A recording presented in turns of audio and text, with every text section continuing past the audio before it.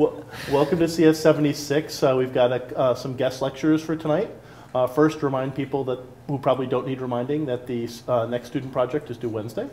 And now I'll turn things over to our Microsoft evangelist and his friends. All right, cool. And my friends. You are my friends. I have 3 friends in the world, and these are them. So thank you, everyone, for joining me. My name is Edwin Guarin. I'm the Senior Academic Developer Evangelist for Higher Education New England. It does say that on my business card. With me, I have 3 people that I'm really excited to present to you. First is Dean Andrews from Nokia, Todd Mancini, he's from Microsoft, and Jim O'Neill from Microsoft. We're going to be talking to you about Windows Phone development. But because we had this recent partnership with Nokia, I felt that it might be appropriate to invite them along and kind of let you know what's going on with Nokia and Microsoft. And I'll let Dean start. I'll do an introduction on sort of Windows Phone development. I have a bit.ly link for your class to share. And then we'll lead to Todd and Jim, who are going to be talking about pretty cool things. So go ahead, Dean. Hello. Again, thank you to JP and to Edwin, and thank you for your time here today. Again, I am Dean Andrews. I work in business development in Nokia. I stole these slides from a recent deck that we showed at Mobile World Congress in March in Barcelona, but I knew I was coming to Harvard, so I wanted to make sure I had the bibliography correct here. So the idea of this, to cut to the chase, is to get you to think about the Windows Phone ecosystem as a viable third ecosystem for app development. I know that there are obvious reasons that people go with iOS and with Android, namely the market share, for example, of those platforms. But tonight, I'm hoping that we can make you think about Windows Phone. For a quick level set, how many of you here today have ever laid hands on a Windows Phone device? Okay, not many, but no, that's. And how many of you have ever owned a Nokia phone? All right, so most of you have owned a Nokia phone. That's interesting. All right, very good. So, to be brutally frank with you, I can go back briefly and talk about the history of Nokia. In the early 2000s, Nokia had 40% market share in the United States for mobile handsets. But as you are probably well aware, we're nowhere near that point right now. Nokia made some missteps in the early 2000s, and we had 2 very smart companies, Apple and Google, come into this market in the United States and kick us in the head, product-wise, with very good products. But Nokia itself is not made up of dummies, and we didn't fall over and die when this happened. What we did is plot our comeback. And the comeback has already begun.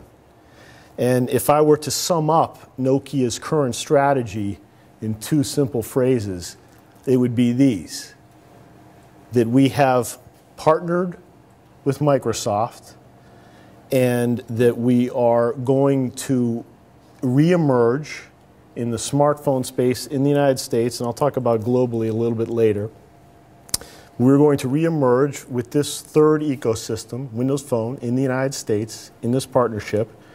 And then we will also continue to leverage our global assets and resources, and that we will basically connect the next billion out there who can't afford the expensive smartphones that people use in the United States. But we intend to connect them with Nokia products around the world. These are 2 of our current Windows Phone products. Now, again, just for kind of level setting here, we announced our partnership with Microsoft in February of 2011. So in little over a year, we have released 4 Windows Phone products. The 2 that are available in the United States are the Lumia 710, which is currently available on T-Mobile, and the Lumia 900 here on the right that is available at AT&T. It is the 900 product here is the first 4G LTE Windows phone available. The 610 and the 800, which I'm going to show you in at a moment, are available in other parts of the world and really intended for other markets. But it shows you again that Nokia is able to produce many different handsets, all kind of variations on a theme, extremely quickly. It's one of our strengths. These are 10 of the 13 awards that the Nokia Lumia 900 has won. And we announced this phone in January at the Consumer Electronics Show, where we won, CNET hosting the entire show, we won the Best Smartphone Award. And it's basically been lauded with awards since its release. Many of the awards were granted before the phone was available to the public, which has been just about a week on AT&T. But again, I think it speaks to the quality of Nokia products. And I know they haven't been available in the United States in recent years, so many previous Nokia owners have kind of forgotten about the quality and engineering that Nokia produces, but we hope to remind them now. This strategy that we have to kickstart this third Windows Phone ecosystem, in my own humble opinion, is quite amazing. And I know I'm a little biased, but each week as I learn about kind of new facets of it, I'm quite amazed. This is one of the facets of it here regarding the app ecosystem. I'll talk about some stats on the Windows Phone marketplace in a minute. But one of the things we're doing is to partner with very well-known and loved brands like these. And one of the ways we're differentiating our Nokia phones from other makers' Windows phones are to have exclusive apps for a time window. So these partners here have created exclusive Nokia Windows Phone apps for a limited amount of time, and then the apps will be available to any Windows phone in the Windows marketplace. But for that time, they're available, for a limited time, they're available on only Nokia Windows phones, and each of these apps has features or functionality that is only available on Nokia Windows phones and not in the same applications on iOS or Android. So we're partnering with major brands, but also creating distinctive experiences that we hope will excite people. One of the other things we're doing is just high visibility. Because of the dominance of iOS and Android in the United States, we have to be disruptive. And so we are, again, choosing channels and media events which are disruptive. A sample of this has been Red Bull. They're very dramatic in their outdoor events and their advertising, so we have partnered with them to raise attention there in their kind of Red Bull app. This I had the great pleasure of experiencing myself. This was 2 Fridays ago in Times Square in New York City, where we basically shut down Times Square with a concert. It was complete gridlock of people and vehicles, and we also took over 9 of the major digital billboards that sweep up the skyscrapers in Times Square. And the concert was by Nicki Minaj, who is a top hip-hop and pop artist. But again, what's smart about this is that the reason that we partnered with Nicki Minaj is because she is the 11th most followed person in the world on Twitter. And that we also invited the very most followed microbloggers in the world, and we took them to a VIP viewing area to watch this concert. So we are engaging both in mainstream media and also social media to kind of get the word out. And again, since January, where we've really kind of kicked off this major effort in the United States, it's working quite dramatically. These are just more images from the Nicki Minaj. I took this one myself. This was a pro photographer. So how are we doing? Well, I think we're doing quite well. There are 3 independent industry analysts, high-tech and mobile industry analysts, that forecast by the year 2015 that the Windows Phone ecosystem will be number 2 in market share in the United States. And number 1 in their forecast is Android, not iOS. We've had incredible success with our 2 carrier entries on T-Mobile with the Lumia 710 and AT&T. T-Mobile has increased their orders for the Lumia 710 twice since January.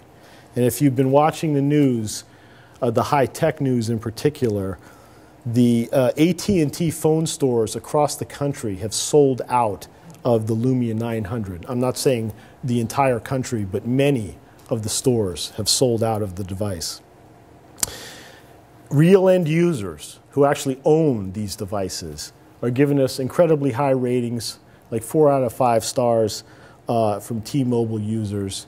And the earliest reviews of the people using the 900 and AT&T, they basically love it. And we have a ton of positive reviews in the mainstream press from the New York Times, David Pogue, Boston Globe, Hiawatha Bray, CNET, Engadget, on and on and on. This is some of the success we've had just in impacting the Windows Phone marketplace. This is year-over-year increase in the apps in the Windows Phone marketplace, 300% year-over-year. There are other stats that the Windows Phone marketplace was the fastest to reach 50,000 apps of any app store, including iOS and Android. We are now, I believe the last published number was 80,000 apps. And the rate of growth, apps submitted per day, it's my understanding that it is currently higher than either iOS or Android marketplaces. This is, our strategy is number 1 to basically impact the market share in the United States. But our partnership with Microsoft is global. And we have announced recently, I believe it was a Mobile World Congress, 22 different markets in which we will be selling the Nokia Windows Phone products. So as an opportunity for developers, there's real potential here. And about kickstarting this ecosystem, my job is particularly focused on apps for the Windows Phone marketplace. And I can tell you that we work hard to overcome some of the challenges that developers face in the other popular ecosystems. There are discoverability problems in the iOS App Store. Many new apps just get lost. There are piracy problems in the Android marketplace. And we hope to address, and we are addressing, both of those in the Windows Phone marketplace. And one thing we do is to work with app developers to opportunistically promote applications far and wide. This is one example in which we publicized this game, Doodle, which was the winner of a Nokia Windows Phone Hackfest. And we promoted it far and wide, dramatically increased the sales of the app. We are, again, there's multi-market proposition in terms of not just having apps available to be sold in the United States, and we have resources to assist there. And this, for Nokia, obviously there's a major Microsoft site, but we connect to that through our developer.nokia.com site. This is the Nokia Lumia 800 device, and again, you can purchase this unlocked over the web, but it's available through carriers in Europe, in the UK.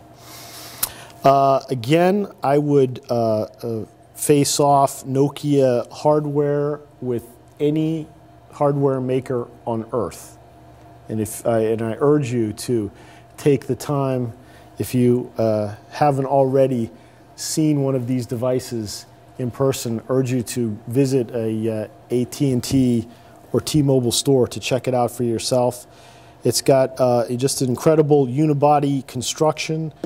It's an incredibly durable phone, like all Nokia products. I've personally dropped this device accidentally about 10 times, and there's not a crack, not a problem with the device. We have the amazing Carl Zeiss optics. This is an 8 megapixel camera on this, and there is also an 8 megapixel on the Lumia 900 at AT&T. It's got this AMOLED display with clear black, and if you see this, it doesn't do it justice on this document reader, but if you see it up close, the screen appears to float kind of off the top of the device. It's quite amazing. Again, this whole Microsoft thing is working out beautifully. The partnership with them, this is an incredibly snappy OS on this device and amazingly powerful. This is the home screen here, and this is the list of apps that are installed on the device. There are many differences between iOS, Android, and this, and it is my opinion and the opinion of others that this is much fresher. The iPhone absolutely, no question about, rocked the world when it came out, but it hasn't changed a lot since then. And this, in many people's opinions, particularly designers and even app developers, talk about how this has a lot of amazing new kind of learnings and elements about user interaction. One of those is the live tiles, which you see here, which are not dead icons, but are constantly updated with new information. Again, I was talking with Edwin that I kind of made the mistake of looking at all my recent messages while I was waiting before class here. But these tiles, they'll show you right on the tile here on the home screen, recent calls, the newest text messages, new email, and other things, so that you don't have to dig into anything to see what's going on. This app here, this Nantasket Beach, is actually real-time surf report from Nantasket Beach pumped to this live tile. And you can also, with this operating system, I can pin, it's called, anything to this home screen that I need to know. The information about my next trip, my boss's conference call information, a particular web page I'm looking at, almost anything, an app that I can, kind of promote to this higher level like Netflix, or many other things. A couple other quick features. Instead of diving into different elements to find out social network updates from my circle or people I follow on Twitter, this OS integrates it all into this river, and it's constantly updated, so I can quickly see what it is I need to know. I can quickly see who has reached out to me, and I can look through or search all my list of contacts. Another amazing thing that people love is this integration. Instead of diving into different apps to see the businesses and places that are around me, you can do that here with this local search, this local scout. The music icon there is a Shazam-like service to tell you what music it is you're listening to. The next one is for scanning barcodes on products to find out more about them. And the last one is voice input for searching. All this stuff tightly integrated, no need to jump around and find applications. Let's see, very quickly, last thing for me is this Metro UI. Again, designers and app developers and end users love it. It's this flowing panorama that actually has depth to it. It's also, in the designer terms, it's non-decorated, like things on iOS where there's arrows that tell you, oh, you can move here or slide this over. It's just a very natural, beautiful interface, and it's integrated tightly into the apps and services that come on the device, and it's also open to app developers to use, to develop. That's all I got. I know we have a lot of other information here, but thank you for your time. Do you have time for a couple of questions? Yeah, absolutely. This seems predominantly to be aimed at more of a consumer rather than enterprise. Is that the direction that you seem to be going, or are you moving towards both forks? It's a very good question, and we are moving to. Oh, yeah, I'm sorry. The question is, I have to repeat the questions. The question is, this seems to be consumer focused. Is that our intended direction, or is there a business enterprise element to this? And the answer is that we are focused on both. I'm sure Microsoft has their own answer to this, but I can tell you that we are engaging with companies that are both kind of consumer-focused companies in terms of apps and also business-focused companies. And if you look, there's a tight integration to Microsoft Office products, as well as Xbox, which I realize is consumer-focused. And I think that I think what we're trying to kind of look toward from Nokia's perspective is that one phone that does both in people's lives. Any other questions? So if you develop for the Lumia platform, will that run on all Windows phones? Yes. So the question is, will apps developed for the Lumia platforms run on every Windows phone? The answer is absolutely yes. Any other questions? You mentioned that some applications are specific, have features specific to the Nokia.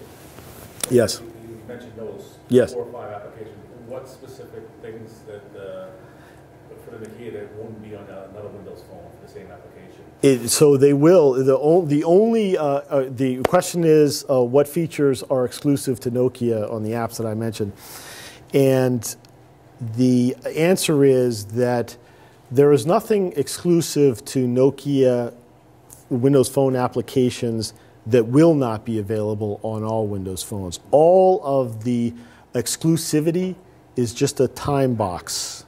And so I believe, if I understand it correctly, CNN app, for example, has a whole iReport feature where people can submit a news report information that they come across that is, I understand, currently not available on any other platform, at least in the way it's implemented here. And again, for now, it's exclusive to Nokia Windows phones, but will soon be available on any Windows phone. Any other questions? Yes? How is when suppose the new version comes, like Windows 8 on a phone? Yes? How fast will have the download available to upgrade, like the Nokia device or any other device? So the question is, when the new version of Windows Phone, are you asking about? When the new version of Windows Phone comes out, how quickly will you be able to upgrade the device?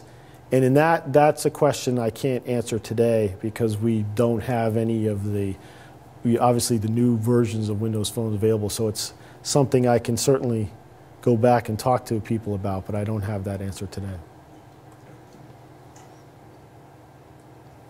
Okay? All right. Thank you. Cool. Thanks a lot, Dean. Actually, I just wanted to add to what Dean was talking about, some of the features that I like to use and that I feel is pretty cool in terms of personalization on the devices before I go into opening up Visual Studio. So Chris saw this earlier, but I just got married about a month and a half ago. Still married, thank God, but forgot my ring. Oh yeah, this is online too, so I could show my wife that I still say good words about her. So this is the home screen, but one of the things that really is important to me is, I could keep track of my wife. I call her my wife now. So one of the things, that I could do is, first of all, if I go to the pictures page for Francine, I can actually link and find out all the pictures on her Facebook page. So I don't have to open up a Facebook app and then find my wife and then go to pictures. Everything is already integrated into the phone. One of the big things, too, she always tells me, you know, you never listen to what I say, you forget what I told you. There's a history, right? I go to her, and it tells me today what exactly, is there anything inappropriate here? Okay. But, you know, exactly what happened today, what happened last week, how many missed calls I have from her. So I could go directly. So, for example, this is text. I can go see what's up with text. I can see what time. Well, actually, I don't have any cell phone connection, so I can't really do that. But you know what I mean? I can sort of break it down from text to emails to voicemails. And one of the things that I love on this phone that isn't on any other Windows phone at the moment is visual voicemail. So on the iPhone, you have visual voicemail. And over here, oops, I got to go to phone. I can go to voicemail. So I don't have to, you know, dial my voicemail number, hit 1 to skip messages. It's already automatically here. Right, so I can tell who I have messages from. So I have a group of friends that I continuously connect with. Again, I'm not online, but these are things called live tiles. And anytime that there's a Facebook or status update, these actually flip over and it tells you directly what their status update is. So again, I don't have to open up Facebook. I don't have to click on my friend or look at the news feeds. It is automatically there for the people I care about. Same thing, I could text everyone. I click on text. It has everyone's, everyone's on the 2 line. It does group text messaging, so you could see in one thread who it's connecting with. Same thing with email. I could send email to everyone using which account. I have many Hotmail accounts, as you could tell. Now, if I want to creep on my friends, right, and I want to see what's up with them, only these 8 people that I really care about, I can go to what's new. And it takes the content from Facebook specifically for these people that I care about, and it takes that content and puts it onto this page. And then now I can, for everything, I can make a comment on it. I just click on the plus. I could like it. Again, for the people that I really care about. So it's all about making this connection, a couple of less taps on different apps and into one integrated experience. Same thing here for pictures, right? Albums from these 8 people that I care about. I go to the albums. It's all cached. So these are photos specifically from those 8 friends I care about. So it really does make this experience personal to me and to what I'm trying to accomplish, instead of going to an app and then finding out. Unfortunately, I don't have a wireless connection. There are a couple of things I could show you. Same thing for weather, right? This weather app, Stocks app, they kind of flip and tell you what's the latest update. That weather app updates every half an hour, so you can see different cities, what the current temperature is, and if there's rain or any precipitation in the area. So again, I don't have to open up the app and then look at my city, etc. Everything's right there on the home screen for you to access really quickly. So I'm sure there's other things I could show you, but I'm going to move on to get some code going. Next thing I'm going to do is actually I'm going to show you a couple of things specifically for you. If you go to bit.ly/e-76 phone. So for those of you, bit.ly/e-76, today's course number phone. It'll bring you to this really quick site that I created. So how many of you are sort of in the industry working? You're either a part-time or full-time job, right? I think pretty much all of you, right? You guys are pro devs, you are not undergrads. But if you are a student, you can actually create a developer account for free. So while you have your .edu address, I suggest that you do this. Maybe my company will hate me because I'm saying, hey, you could get this for free instead of paying $99. But I think for the iPhone and the Android, you have to pay like $99 and $29 to have a student account, a developer account. So this tab shows you a couple of things. I don't think we're going to go into XNA development, but these are really good resources into getting XNA development or game development on the phone for your phone or Xbox. And some of the code samples for you to get jump-started. There's actually a video series called the Mango Jumpstart video series, and there's code samples. So for each of those videos, there are links to code samples. So if I click on those code samples, right, it has both the presentations and the code that is used in these video samples. And I'm going to show you one of these samples later on. It's pretty helpful. There's a Silverlight toolkit, which I could show you in a second as well. Are you going to do the Silverlight toolkit? I mean, I was just going to pop it up. Okay, good. I'll let you do that then. So, you know, these are specific things and links that are specifically for students, but you as a full-time pro dev, but you have an EDU account, I would say take advantage of it. We also have this promotion, so if you want a Nokia Lumia 800 device, we have a couple of these remaining. If you publish 3 apps in the marketplace, and they are published, send either myself, Jim, or Todd an email, and we'll send you a phone device as long as we have some remaining. So it's a 3-for-1 promotion. Let's see, while you have your EDU address as well. So let me go ahead and start. I'm going to show you what you could do with Visual Studio in 1 line of code, both from you know, straight up Silverlight, and I'm going to show you Expression Blend, which is our designer tool. And you can see the difference of what you could accomplish with 1 piece of code. Is there anything else I want to show you real quick? Okay, never mind. So Visual Studio, after you go to this link, I'm going to show you one more link. bit.ly/WP7 SDK tools, right? Windows Phone 7 SDK tools. All you need to do is click download the SDK, and it'll bring you to the SDK tools to be downloaded for free. It's going to be Visual Studio Express. It'll have everything that you'll pretty much need to get started. So everything's free, no sweat. Once you go there and install Visual Studio, I'm just going to go to New Project up here. And you see there's different templates under Visual C#. You'll have Silverlight for Windows Phone, which I'm going to show you real quick. But you also see things like XNA Game Studio. So if you're writing a phone game, either phone game library for Xbox or Windows Phone or for the PC, this gives you access to that. So I'm just going to click on Silverlight for Windows Phone.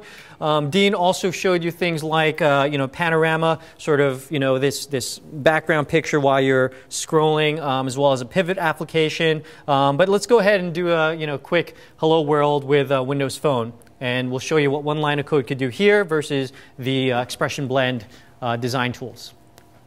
So I go ahead and just create this blank phone app, for example. And over here, you'll see the emulator on the left. I don't have much real estate, so I'm going to zoom out a bit.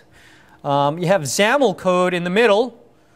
So, and on the right, you'll sort of see this area where it's, you know, the UI is such that you can modify the different elements, etc. So I'll kind of run through this quickly because I want to give time for Todd and Jim to do their really cool things. So let's create our first Hello World or Hello E76 Windows app.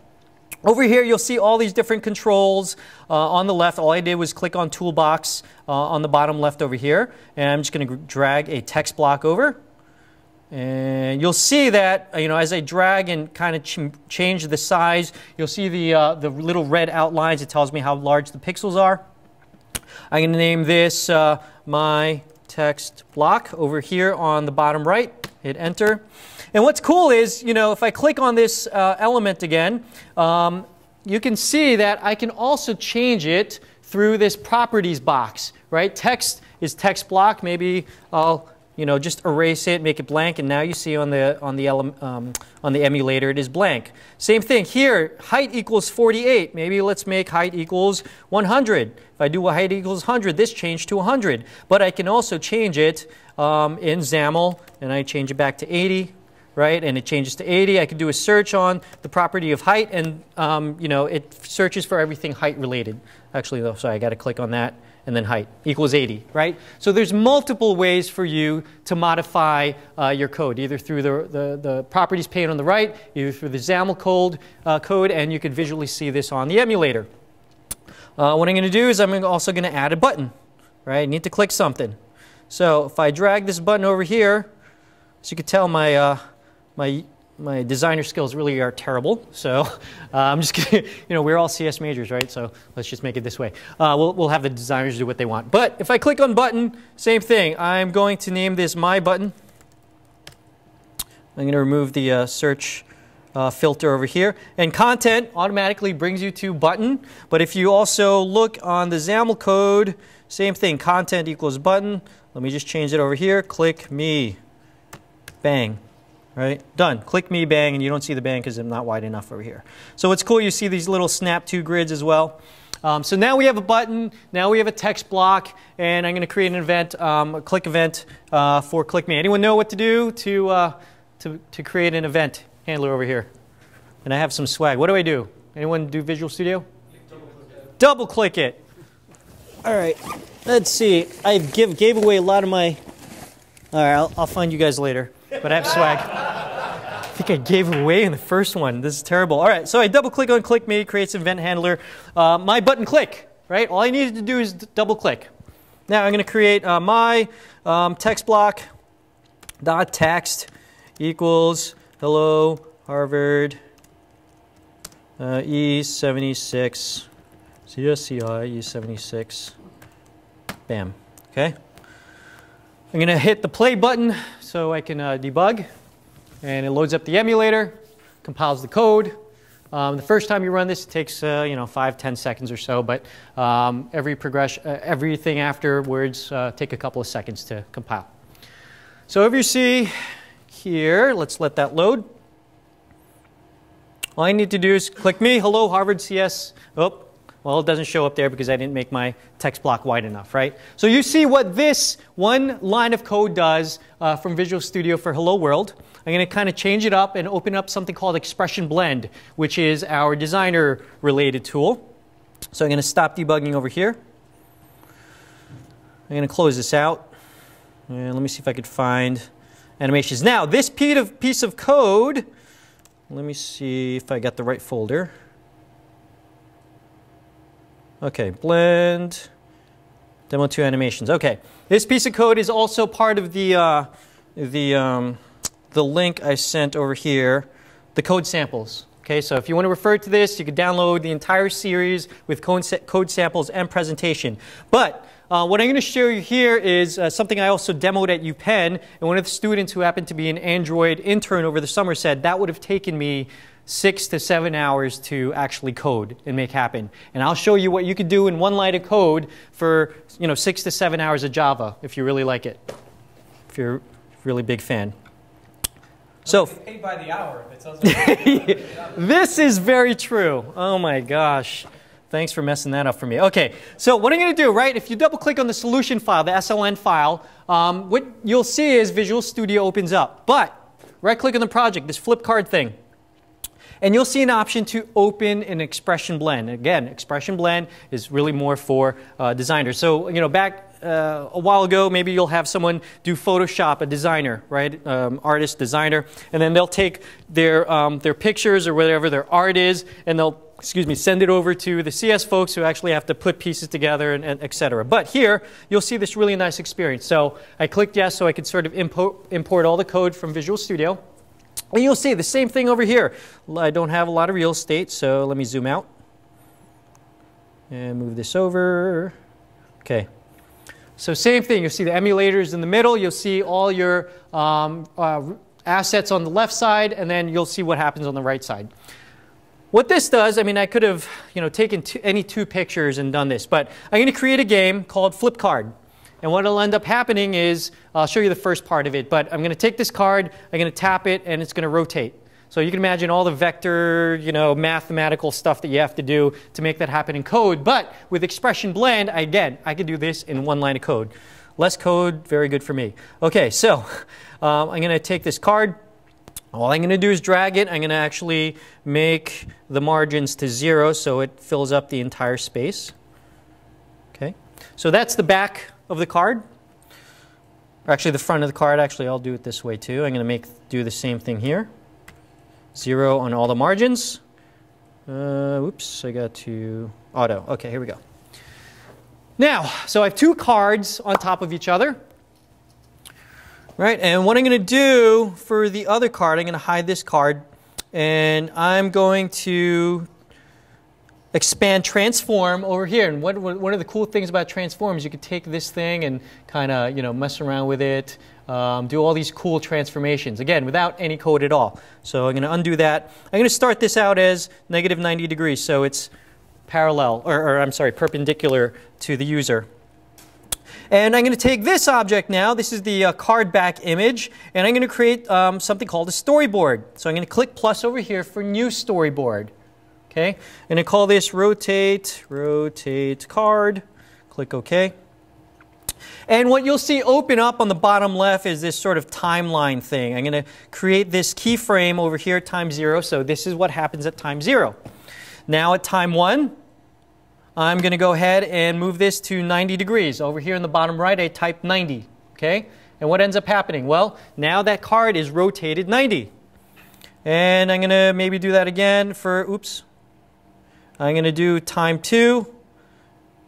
What did I do over here? Oops. All right, I'm going to go back time 1. Sorry. Time 1, 90 degrees, done.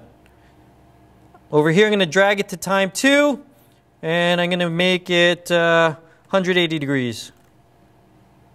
Okay? So I'm going to click on this go to first frame, right? And I'm going to play. I'm going to see what this timeline looks like. Right? So now the card rotated entire 180 degrees. What I can do too is create, if I click on this little keyframe icon over here, I can do something called easing functions, right? So that was kind of boring. It kind of just, rotated on its axis kind of slowly. Maybe I want to add some flair to it. So let's do something like, I don't know, quintic. That sounds interesting. Right? So if I click on quintic, let me hit play again.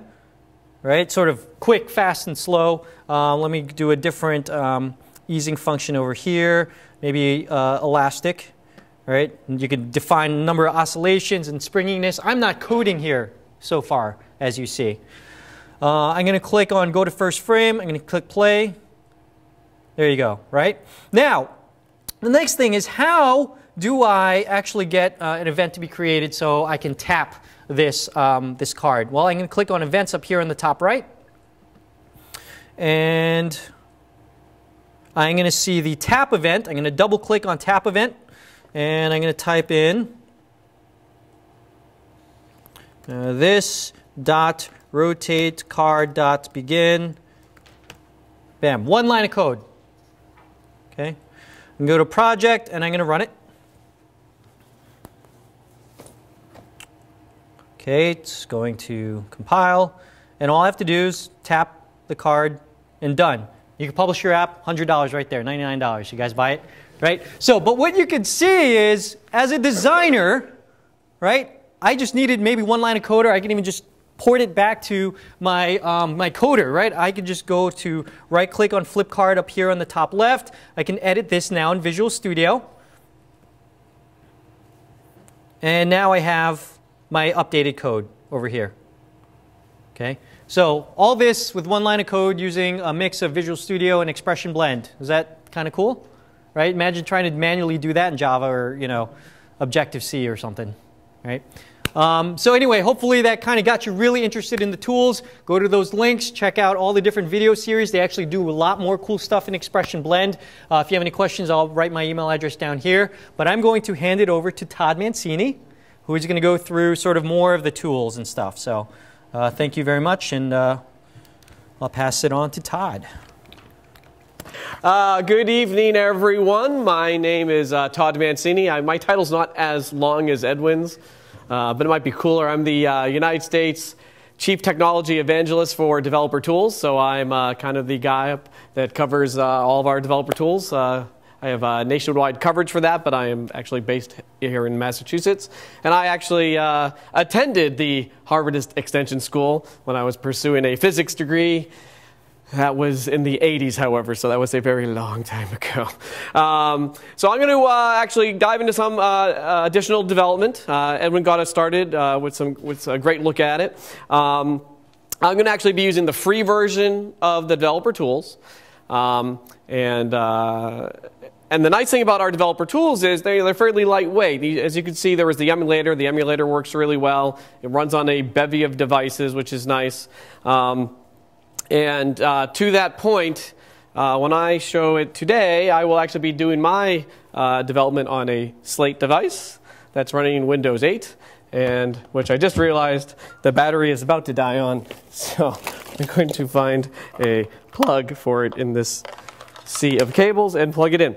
And what I'm going to do is, first let me ask, so from a development standpoint, are people mainly, they've done iOS development in the room, show of hands, done some iOS development? Done Android development. Okay, about half and half there. And who has done .NET development of any kind? Oh, well, see, now that's good to see, because the .NET development actually was the largest number, so of hands. And why that's good is, and as Edwin was kind of showing you, that's all going to play well, because .NET is certainly a development model you can use on the phone. And there was also a question, hey, if I write it for a particular device, will it run on any device? Absolutely. Here I'm going to be using this Samsung device. I have a bunch of devices at home, although I don't yet have a Nokia device. I'm waiting to get one of those. But I'm due off contract, or to renew my contract in 1 month, so I'm very excited to get one. And actually, in preparation for this, I found the earliest cell phone in my house I could find, which is a Nokia one. I plugged it into the power to charge it, turned it on, and it actually turned on. The thing is utterly indestructible, so I do like those. So I'm logging into my little Slate device over here, or trying to. And one more try, and I'll switch over to the keyboard. It's really not liking me. Doot, doot, doot. There we go. All right. So that's the picture password, just one way of logging in, and I've got my little Bluetooth keyboard here, which I will turn on. So this is my actual Windows 8 device. So once again, I should be careful, not sure what will pop up. But under Windows 8, you get the kind of same experience that you get on Windows Phone. This notion of these live tiles, they're constantly updating with real-time information. So you don't even necessarily have to go into an app. And the other thing that I thought was interesting, and I'll go over to my regular desktop here, was that Edwin, when he was kind of showing the integration there, said, look, I get all my friends from Facebook, and all the pictures come from Facebook. And it's like, the integration, just to be clear, is far deeper than Facebook. I'm not so much a Facebook person. I use LinkedIn and Twitter and those more often. Those all have a deep level of integration. And now the great part of that story is, and the same is true for you, and that's the first thing you got to understand when you start looking at Windows Phone development, is you really got to kind of think different. Are we allowed to say that? We don't own that, so I won't say that. You got to think differently, though, about what it means to write a mobile app. Because you don't want to think in a world where, oh, I'm going to have my app, and it's going to be, someone's going to click on this rectangular icon somewhere and magically get into my application and hope they like it. You really do want to start thinking about these integration points. If you're going to write an app that's centered around music, and hopefully, let me go to the document camera. So first thing we notice is we are supposed to be in this lecture, so we are, so that's good. There's my start screen, and nope, you're going to have to wait a second while I type in my password. So there you can see, so I haven't touched this phone in an hour and a half. I have 73 new work emails and 3 new personal emails on Hotmail. So that's not a good sign. But so when you go in here, when you start talking about things like music, which unfortunately I'm connected to my laptop right now, so it's going to not show those. Let me just unplug that. You can actually have your applications start to integrate into the music area because they are music related. If you have picture related apps, imagine you make an app that's all about, hey, someone takes a photograph and now I want them to be able to augment that photograph, do funky things to it, recolor it, whatever. You're going to want to have your app exist in that Photos hub, and so on and so forth. So you really need to start thinking more about the functionality and how you want that to interact with the rest of the operating system rather than just making your standalone app. The benefit of that is you will end up having much more discoverable applications. They're not just lost in the sea of tiles, but they're really available to the end user to interact with in the context that they're in. And the last thing before we get into the code, there are multiple ways of doing development on Windows Phone. There's the Silverlight model and the XNA model, the two predominant ones that most people have access to. I'll talk briefly about XNA, just because people are sometimes interested in it. If you're going to do real game development that's really high speed, in particular, you need to have access to 3D, then you kind of got to go the XNA route. That's where that exists. And that's kind of low-level 3D libraries for doing true 3D direct X9 type manipulations. But the good news is you're still coding in C#. I've actually have written games in XNA, so here's an app that I published that's written in XNA. See if it works. Hey, it does. So,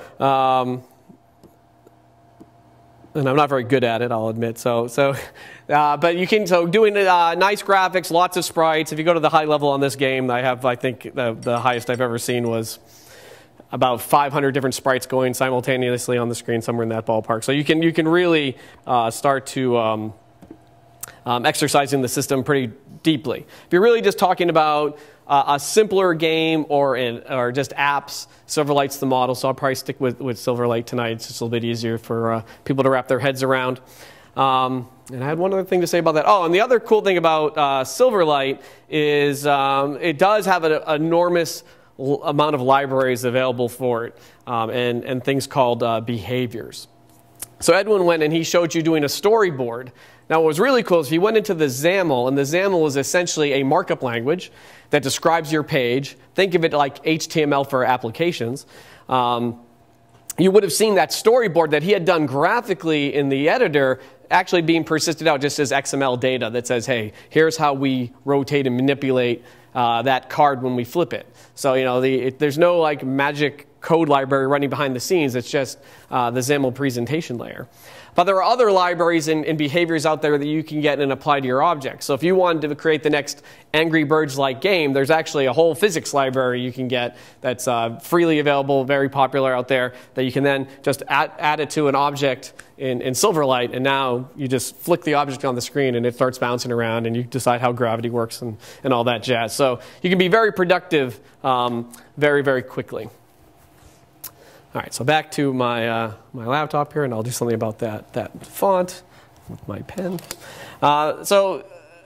We mentioned, hey, if you get 3 apps published, you can get a free phone. And you might think, well, that sounds like a chicken and the egg problem. How am I going to write an app and get it published if I don't have a phone? The emulator on our platform, I will argue, is the best phone emulator on any platform from a development standpoint. It's incredibly fluid, incredibly responsive, runs great on even fairly old hardware.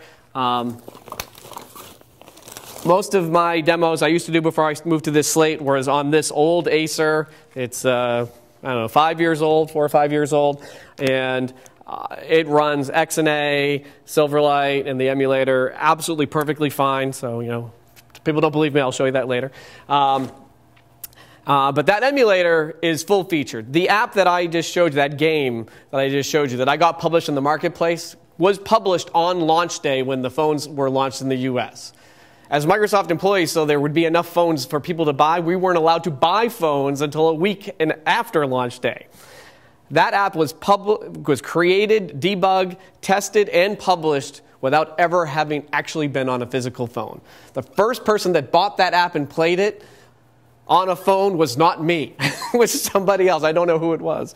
Well, I know what their high score was, and I know what their gamer tag was, but that's about all I know about them. You can get very far just using the freely available tools in emulator.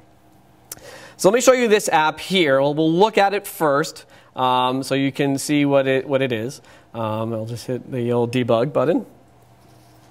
And so it's got this little splash screen, and essentially this is a little Harvard app that I've created. And I'll admit I cheated. We do have a bunch of toolkits out there available that make it fairly easy for you to kind of start with a template and expand onto that. So here I've got like an RSS feed, some contact information. Some of this is real, some of this is fake. Here's a map. If I click on that, here's Bing Maps. It shows, Harvard Hall, and it's loading over Wi-Fi right now. Here's the Northwest Science Labs where we are. So that's on the map there. And, oops, went too far. And I just stopped debugging the app, so we'll hit play again. And then the last thing was it was also pulling in weather data somewhere over here. 80 degrees and 63 tomorrow. Although that says tomorrow's Monday, so I don't know what that means. Oh, maybe that's saying today. Today was 63 to 91. It's currently 80 degrees. a lot of times when you start writing apps, you're going to think about consuming data and consuming services. And we make that really easy in Windows Phone. There's a lot of capabilities in Windows Phone to drive home driving data-driven apps, especially from remote services. They don't have to do it that way, but that's how you do it. So here I go into my, my file here. And what this is basically using a development model called MVVM, Model View View Model. Anyone familiar with MVVM? Just a couple people. So and this is a very common design paradigm that you're going to see over and over again from a lot of Microsoft things, and quite frankly on a lot of other platforms as well. And the idea here is this: you've got a model, a view, and a view model, right? Model, view model, MVVM. And it's really about separation of concerns. So it's a way of approaching software development such that I'm going to keep my modeling of the data that I'm passing back and forth between these disparate systems, separate from how I present that data. So the view is really essentially what is displaying that data onto the screen. And then the view model is really the translation between the two. How do I take the data from the model, which comes in some format, might be a binary format, some XML format, what have you, but it's got its own data types and everything. Those may or may not be directly compatible with the view that I have, so I need some way of basically translating between the data that comes in and the presentation on screen. What's nice about MVVM and other patterns like it is that code becomes highly reusable.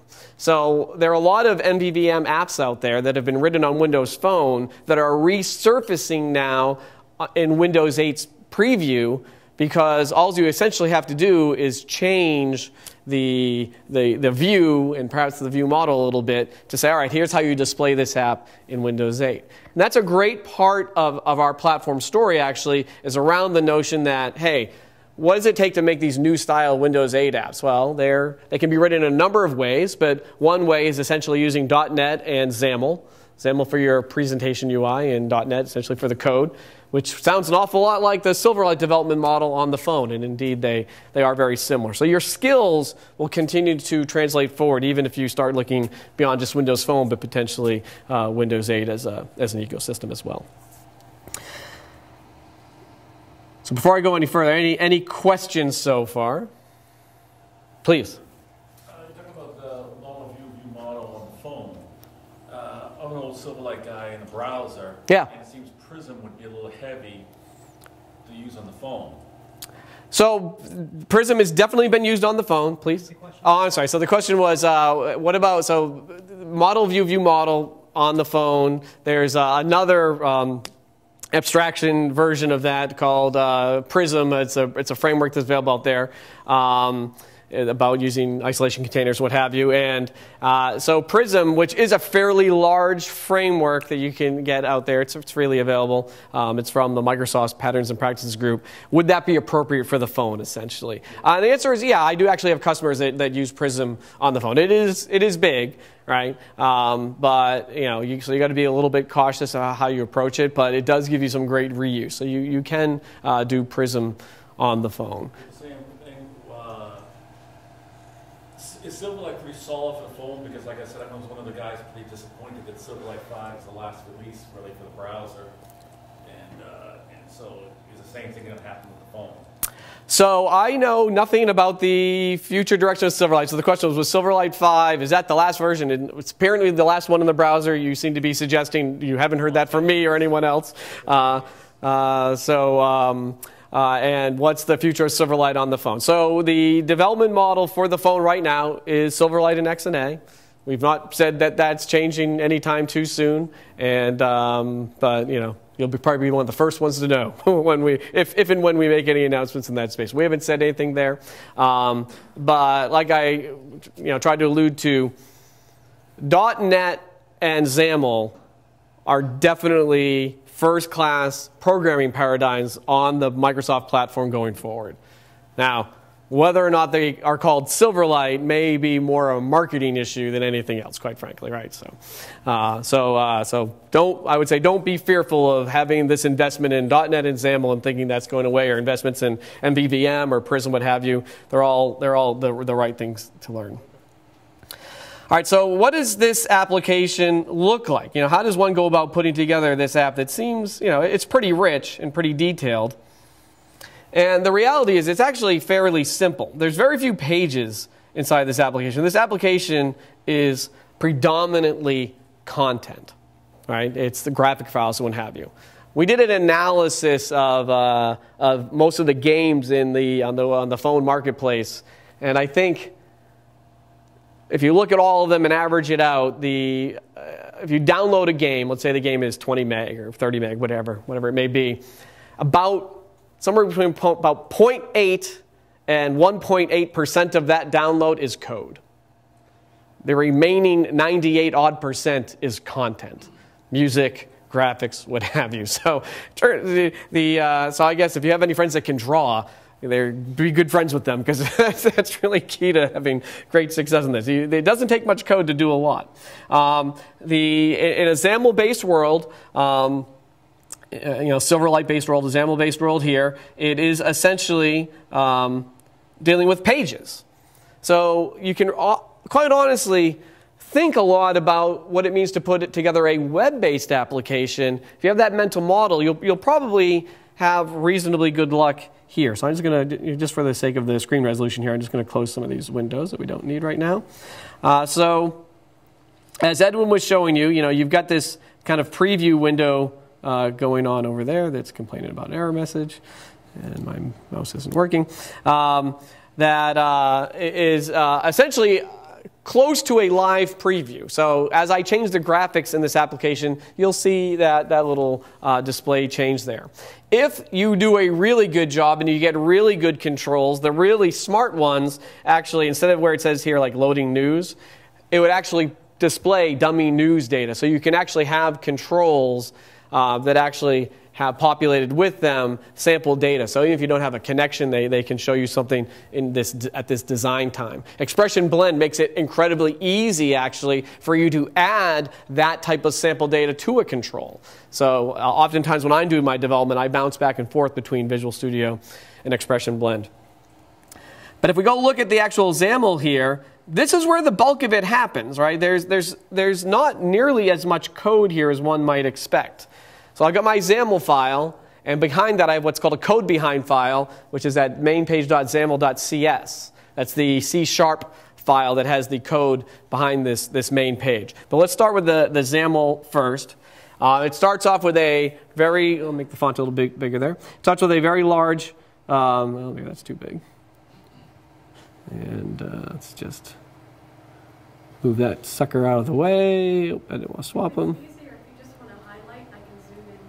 Okay, great. There, that's a little bit better right there.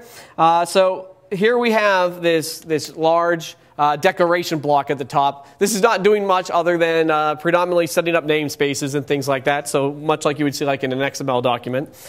So a bunch of namespaces being set up here just so it's less verbose when we get further down there.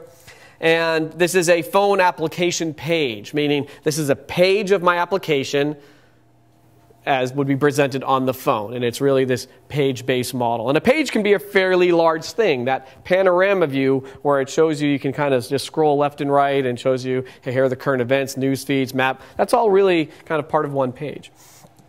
So there's a couple of things set up here, including design data. So this is what I was kind of mentioning before. Some parts of that page, as I navigate around it, even when I'm just in Visual Studio as an editor, will have sample data showing up in it. And that is essentially pulled from this design data document that you can then seed with any data as appropriate. On a Windows Phone app, you can indicate what types of orientations your application can support. There's portrait and landscape. And I might say, well, my app doesn't work in landscape mode. And what that basically tells the system is if someone tilts their phone horizontally, don't rotate the screen. So if I turn my phone on, like the start page here, doesn't have a landscape mode. So when I turn it sideways, nothing happens. But if I hold it straight up, there it is. So that's what I'm basically saying here is the supported orientations are just portrait, and the initial orientation would be portrait. But I could say, hey, it supports both portrait and landscape, but assume start in portrait first, or assume start in landscape first, so on and so forth. And then some issues here, things here about, hey, do I have access to the information on the top of the screen that has like the battery indicator? Do I want that to display or not? And also, how do I want menus integrated? Some of that stuff is in here as well. And then down below, we essentially have a bunch of templates. And a template is really an expression of, hey, I've got some data that's going to repeat over and over again. So imagine like an RSS feed, right? It's going to have a title and then maybe a little abstract, what have you. I want that to be clickable. And with the template, you essentially set that up once. Say each item that comes from this RSS feed, I want to be rendered this way. And then the template says, all right, now I'll just ad nauseum iterate over that data. So where in another programming model, you might be thinking about writing for each loops and doing printfs or however else you might be getting things onto the screen, here you rarely ever think about that. You really think more about how you're going to present it, what is the shape of that, and you do that in XAML, and then somewhere else we will do the data binding that says, hey, take the data in from this remote feed, whatever that feed may be. It could be just a local file, it could be a remote service, and basically you tell the framework, now go make it display, and you don't have to do any work there.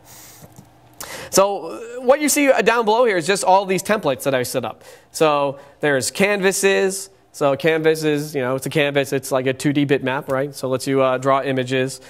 Stack panels are a way of arranging multiple other visual objects in a particular way, a horizontal or vertical stack. And inside that stack panel there, you see I've got 3 text blocks. And as you can see, these text blocks eventually get bound down to some data.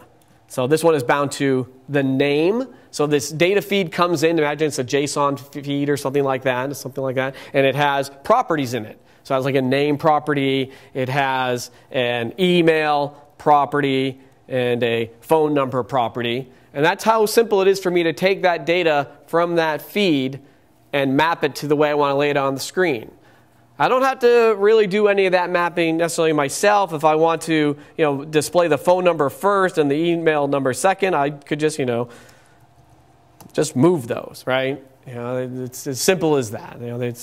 And we worked really hard to make the easy stuff super simple, and even the hard stuff reasonably approachable, right? And that's our development model, and that's always been a key tenet of .NET anyway, and it's obviously something that is motivated the design of XAML as well. So then we got some other ones. Here's where the news comes in, and it's got some border around it. It also has a text box, so on and so forth. Here are some links and the weather data. So this just goes on and on and on, and with essentially very little code, and in this case, no code so far, we haven't looked at the code yet, I can create this whole display of all this rich data. Here I have a storyboard. So Edwin showed you making the storyboard using Blend. Here's what it looks like when Blend is done with it. It basically spits out more XAML that, quite frankly, is fairly easy to read. So you've got some easing function here that says, hey, go from this keyframe to this keyframe to this keyframe. And this one's at time 0, time half a second, time 0.9 seconds, and some value that is oscillating at that time. And then that value gets applied to something. And in this case, it's getting applied to the X rotation of some element in my user interface. So this is basically how that animation got bound here. So if I didn't want to go back into Blend, if let's say I felt that the animation was too quick, right, and I wanted to make it a little bit longer, I could go 1.1, and I just made it last 0.2 seconds longer, right? I don't have to go back into Blend to do that. If I do go back into Blend, I'm not going to freak Blend out. Blend will reparse this file just fine. I mean, it's not like it's a one-way wizard, which if you've been coding as long as I have been, there were many one-way wizards back in the day, but not anymore.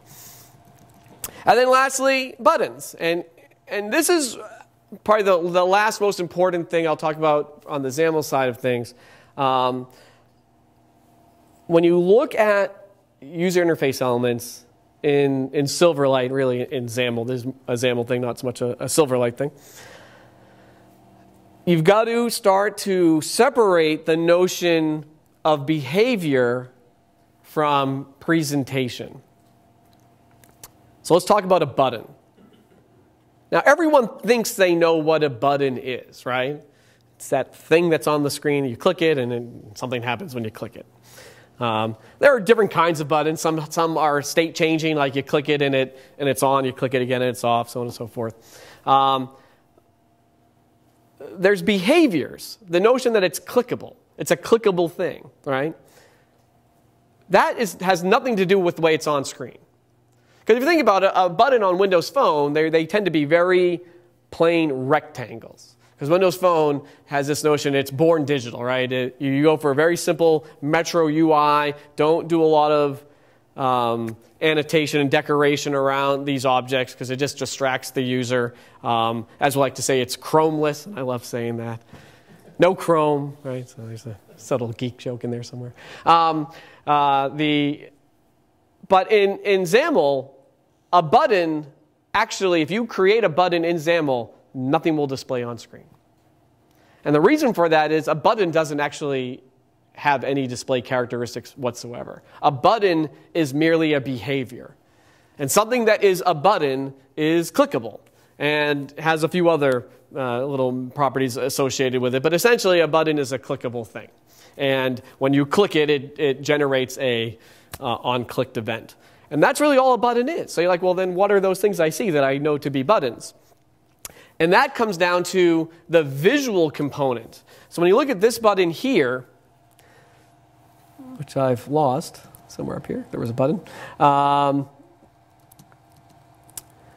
using a control template to target my buttons. So the way a button appears is actually controlled by different parts of your XAML. So a button has no inherent display characteristics. So this lets you do a couple of interesting things. First of all, you can make your buttons look whatever you want them to look like, right? If you want your buttons to look the exact same way they look on a Mac or an iPhone or on Android or any other device, you could.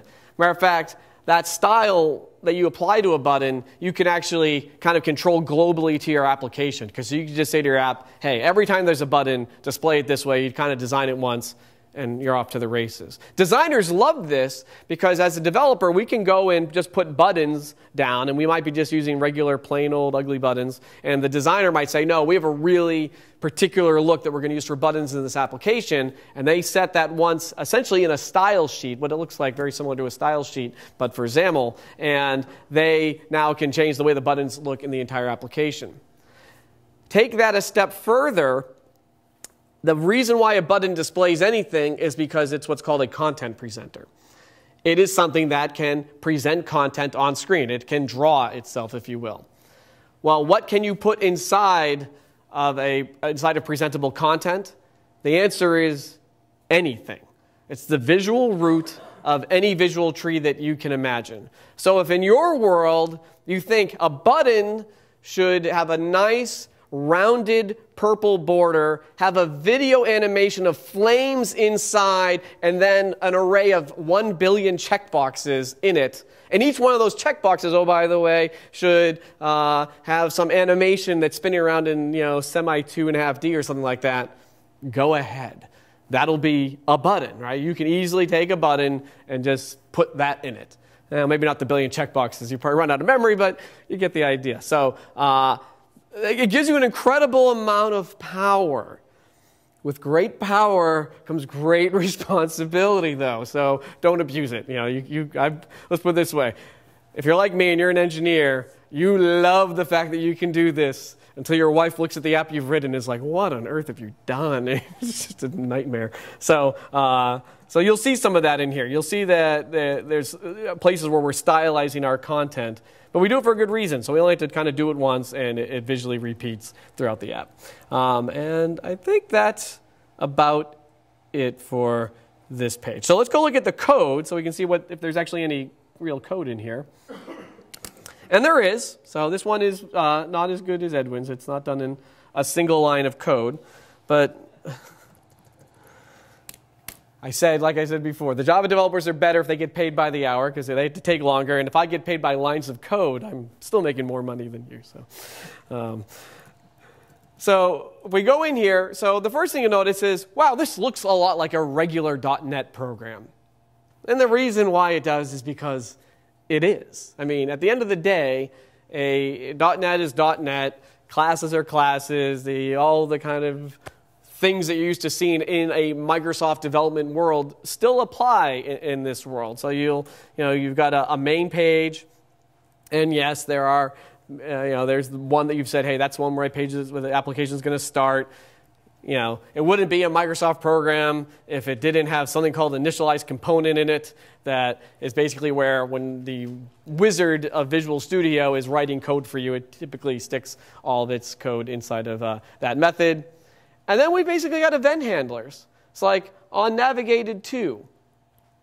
So on navigated to is an event that fires when this page is navigated to. So think about it. I've got a web page. I want to do something when that web page loads. Well, this is very similar to that. That's saying, hey, someone just navigated to this page of your application. Do you want to do anything about that? And naturally, this happens when you launch the app because you're navigating to the front page of the app. So you can, in this case, set up your data context. And this is where we're essentially taking all of the data that we're pulling in from these remote services, the weather feed and the RSS feeds and what have you. And we're taking that from our view model, and we're attaching it to the data context for this page.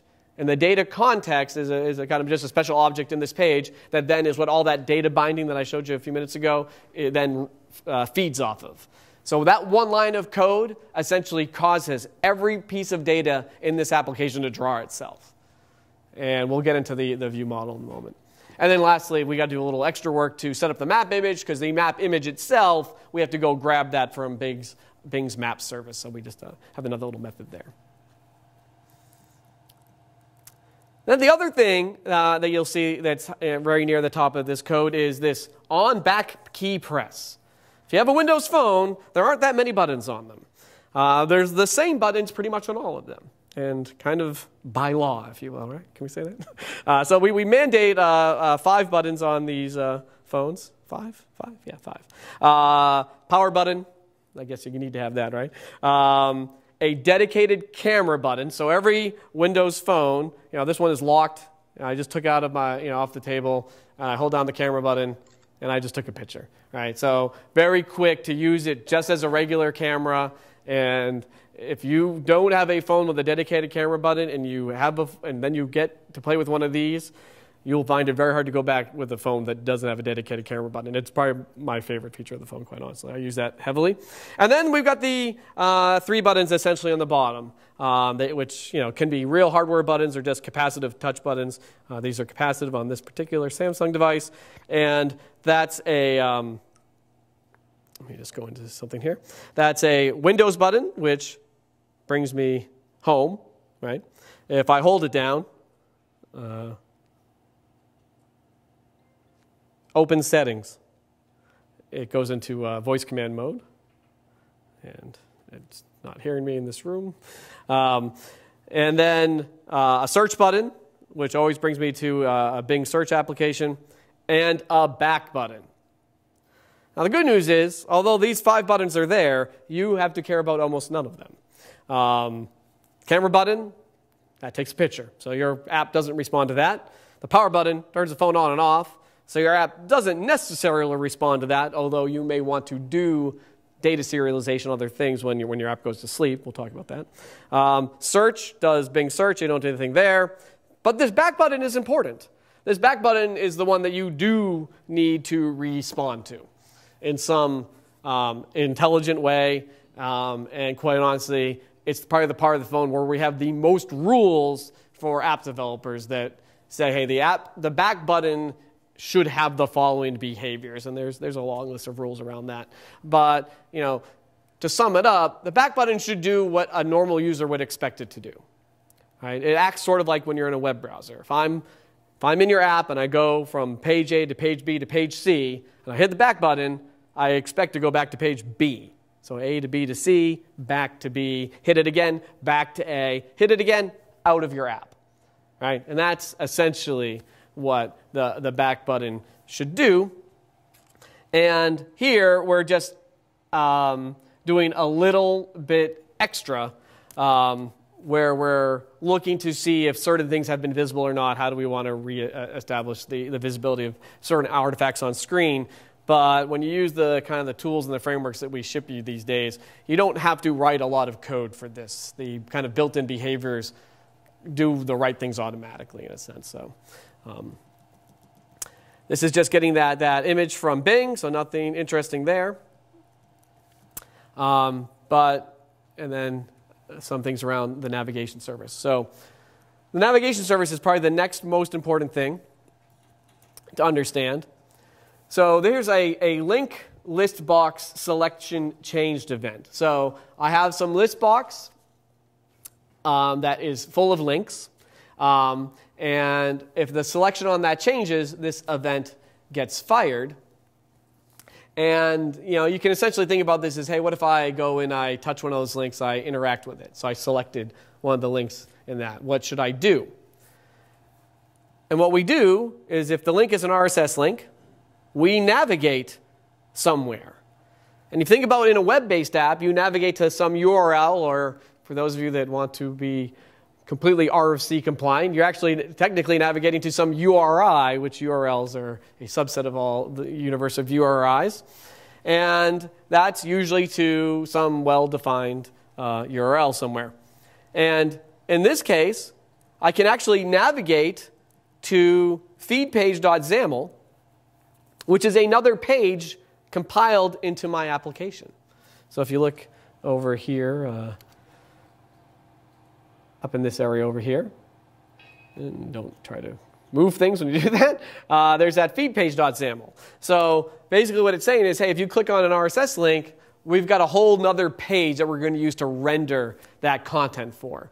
And you can even pass parameters in, and it looks just like a regular query string, right? We didn't really reinvent the wheel for most of this stuff. It looks and behaves very similar to many other technologies you've probably used over and over and over again. And because I'm using this object here, the navigation service, that whole rigmarole that I went through about 4 minutes ago around the back button, that's why you don't have to worry about it. This object here, this navigation service, does it all for you. Now, the navigation service wasn't part of Windows Phone when it shipped. It comes as part of some of the additional toolkits, and it's very useful. It makes life a lot better. Edwin had briefly mentioned something called the Silverlight toolkit. I highly recommend it. It essentially is We've created a whole bunch of new controls, additional controls. There's the Silverlight toolkit, both for just like regular Silverlight running in the browser, but then a release specifically for Windows Phone. I think the last update was just this past December.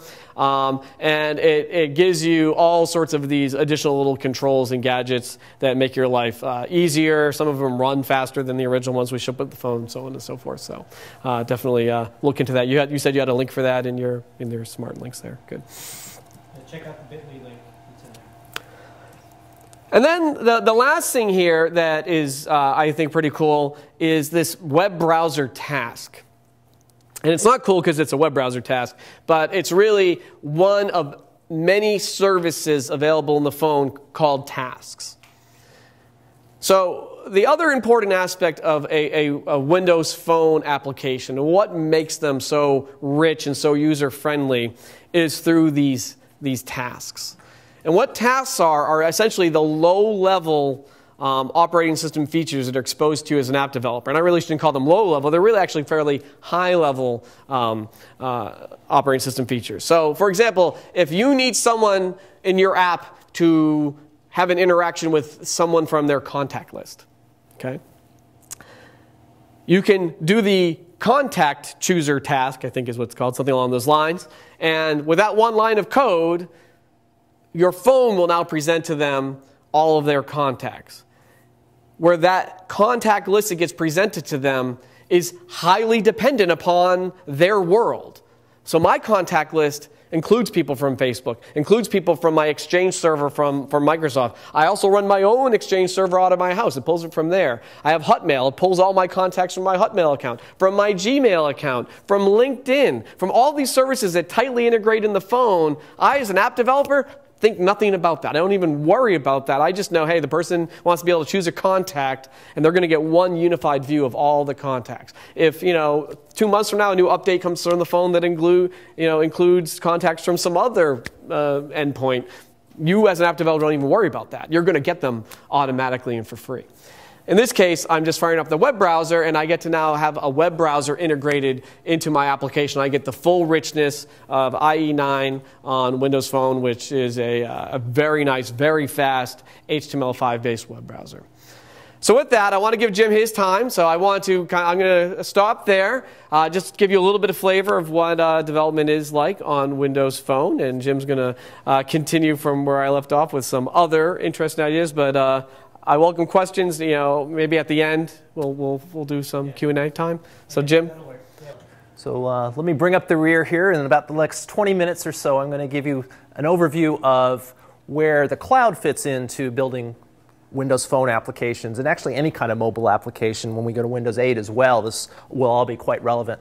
My name is Jim O'Neill. I'm a developer evangelist with Microsoft. Unfortunately, I don't have a lot of words in my title, but I'm working on it.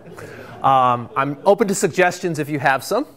Contact information at the bottom, and Edwin certainly would know how to get a hold of me as well if you have additional questions as we go through this. So I want to pose the question, why use the cloud for mobile applications? And Todd actually brought this up with probably without even knowing it, when he talked about applications being interactive. Think about it. Words for Friends is successful because it's words for friends, words with friends. It wouldn't be successful if it was words all by myself, right? You need something in the back to connect you to the rest of the world to make these applications engaging. So that concept of social interactivity is very, very important to a successful mobile game, and there's got to be some plumbing there. The cloud offers that plumbing. Another reason the cloud is a big factor in mobile applications is time to market. You have a really, really cool idea. You want to get it out there very, very quickly before somebody else does. How do you do that? Do you go and you buy servers and you set them up and you set up all this infrastructure and you start installing software? No, you go to Amazon or you go to Windows Azure and you pull out your credit card and you buy a couple of virtual machines and you get them up and running in about 10 minutes. And you've got your application ready to go then and there. And then lastly, is relatively inexpensive. Now this can change depending on how successful your application is. If you look at Zynga, for instance, they've gone to the cloud and back again because they have so much of an infrastructure and they have so much of a load that's actually cheaper for them to host everything themselves. But for most of us that are just building games, we want to get them out there quickly and sort of test the waters and hope to be very successful. It's the quickest, fastest, cheapest way to get there. And actually for you, it's free. We have a number of different offers that you can get a hold of to get some time in the cloud. Relatively enough to run a website 24/7, get your feet wet, figure out what the cloud services are, and so on. So I invite you to go to that link and get your free account with Windows Azure and start trying out some of the stuff I'm going to chat about briefly. So why else would you want the cloud? Well, we all hear about the cloud in terms of scaling, large applications like Twitter and Facebook, and that's really true. But it's also there for scaling smaller applications. If your Windows Phone application, for instance, is connected to the shopping season, well, you might expect to get a lot of traffic near Christmas or Mother's Day or various holidays, and maybe not so much in the downtimes. How do you handle that? Do you pay for servers? Do you pay for infrastructure to handle the worst case 24/7? Probably not. You're going to lose money. Going to the cloud allows you to do something called bursting and allows me to spin up additional resources when I'm going to have the demand on my application. So let me talk a little bit about Windows Azure in general to give you a level set on when I talk about the cloud. What does that mean in terms of Microsoft technology, Microsoft parlance? And then I'll show you a few examples of some Windows Phone applications that were built with Windows Azure at the back end. So when we talk about cloud computing in general, there's a bunch of different buckets that people will associate various cloud vendors in. Windows Azure is part of the public cloud. Amazon's part of the public cloud. Google App Engine's part of the public cloud. A lot of enterprises are setting up private clouds using technologies like OpenStack because they don't want to essentially have all of their stuff, their data, and their intellectual property hosted in a provider like Microsoft, like Google, somebody that they're not absolutely in control of. And then there's other buckets that talk about what types of cloud applications they are. Are they applications you buy, like Salesforce.com? You pay a monthly fee and you access the application over the web and you don't really care how it's built. Or are you actually building applications? Are you building applications from the infrastructure level when you might use Amazon EC2 and buy virtual machines and outfit those virtual machines and put your code on them? Or are you using it at a higher level abstraction called platform as a service, where you're essentially just building an application and you're saying, OK, deploy this to the cloud. So that's what Google does. That's what Windows Azure does. And Windows Azure essentially fits in that sweet spot of public cloud and platform as a service. So that's sort of the high-level place of where Windows Azure fits in the ecosystem. We drive down a little bit. The cloud is somewhere. It's not up in the sky. It's actually data centers that reside somewhere. We actually have 8 data centers. 2 of them just came online last week. 2 additional ones in the US, the East and the West Coast. And then we have the North and South Central US, and then 2 in Europe and 2 in the Far East. These are essentially autonomous data centers. They all run the same infrastructure, but once your data and your application is residing in one of these places, it doesn't leave there. Okay? If you want it to have a global presence, you may decide to deploy your application in multiple different data centers to meet the load and the end users that are in your various geographies. Inside the data centers, they look something like this, just a warehouse floor with tractor-trailer rigs that get backed up into it. Inside each rig is essentially 1,800 to 2,000 servers. These are commodity servers. And by commodity, what I mean is it's a machine that you could probably buy from Dell or HP with a couple grand. It's not a 256-core supercomputer. It's just a bunch of smaller 8-core machines with disk and with motherboards and so on that just reside in these tractor-trailer rigs. If something fails, not a big deal in the cloud because there's so many of them, and there's actually a controlling application that sits on top of it called the Fabric Controller in Windows Azure, in the Windows Azure cloud. The Fabric Controller is sort of the brains of the data center, knows exactly what's running on every one of those machines. So if your application, maybe it's a website or a web service, is sitting on one of those blades and it goes down for whatever reason, the Fabric Controller will know that and will start it up somewhere else in the data center. Nobody gets called at 3 a.m. It just all happens. Okay. At some point, if enough of those things go down and they need to actually repair the container, they'll just ship it out and bring another one back in. And then as we've evolved the data center technology, we're actually to the point now where we're deploying these other units that look very much like the ones inside, except they're designed to sit outside. So we don't even need the infrastructure of the building around it anymore, because those units are designed to use essentially the ambient air conditions and things like adiabatic cooling. There's actually a garden hose in here too to provide additional cooling so that they can reside in climates where there's not a lot of temperature extremes. Dublin, Ireland, for instance, is the site of one of our data centers, and we can use those units there. So very, very low cost in terms of energy, and sort of the whole green IT initiative is being rolled into these data centers as well. Okay. So we went from global to a local data center, and now let's talk a little bit about what you do with Windows Azure. So you're going to write some applications. You've got a Windows Phone application that is a game and needs a leaderboard. Or you need to pull down data for the app that Todd was showing you, the information from the maps, or maybe information very germane to Harvard University, a list of course schedules or something along those lines. You've got to host that data somewhere. When you host applications in Windows Azure, you're hosting what we call compute instances. So a compute instance, think of it as like a web service or a website. Okay? It's essentially, if you're an ASP.NET developer, an ASP.NET website or WCF web service. If you're a PHP developer, it's just a PHP website that you're hosting inside of a virtual machine that Windows Azure Fabric Controller is taking care of for you. So the experience to you as a developer, and I'll show you a little bit of this inside of Visual Studio, is building an ASP.NET web page or website. and then saying, I want to right-click, deploy this to the cloud. And when you deploy it to the cloud, you say, I want to go to the North Central Data Center. I want to run a couple of copies of this, and it just happens for you. That's the platform as a service aspect of Windows Azure. You're just saying, my application, here it is, go run it. You're not building virtual machines. You're not outfitting infrastructure or anything like that when you're dealing with Windows Azure. So that's the compute aspect of things, websites, web services. The storage, jump ahead here. The storage aspect, there's really two blocks of storage. There's one where we talk about very highly scalable Twitter, Facebook type scale data storage, where you need very high throughput. You need to be able to store terabytes and terabytes of data, the whole big data explosion. That's where our Windows Azure storage fits in. And Windows Azure storage has like 3 different flavors. The first flavor is just unstructured data.